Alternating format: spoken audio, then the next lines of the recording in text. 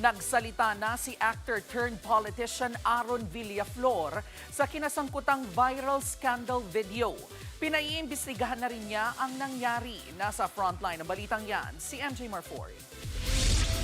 Oo nga, sabi ko nga, ginamit pa yung, Aaron, may ano ka daw, may scandal ka daw. Sabi ko, go, pakita nyo sa akin.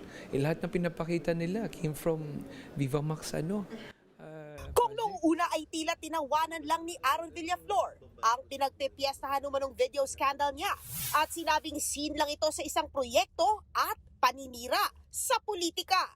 Ngayon naman, formal nang naglabas ng pahayag ang aktor at 2nd District Board member ng Tarlac.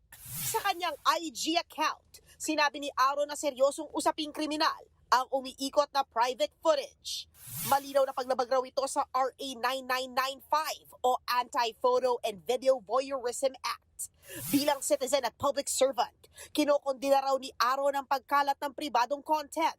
Wala raw sino mang dapat mawala ng dignidad sa ganitong paraan. Sa huli, sinabi ni Aaron na pinaiimbestigahan na nila ito.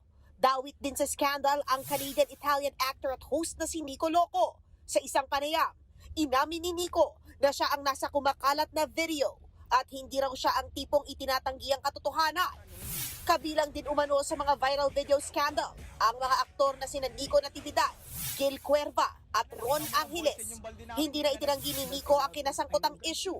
Nagsorry na rin siya at pinatawad na rin siya ng kanyang misis. Si Gil naman, sinabing hindi niya alam na may nagve-video sa kanya sa dapat sana'y isang private moment. Paglabag daw ito sa kanyang privacy at naniniwalang isa rin itong krimen. Habang si Ron, walang paliwanag. Pero una na siyang nag-post ng, relax lang kayo dyan.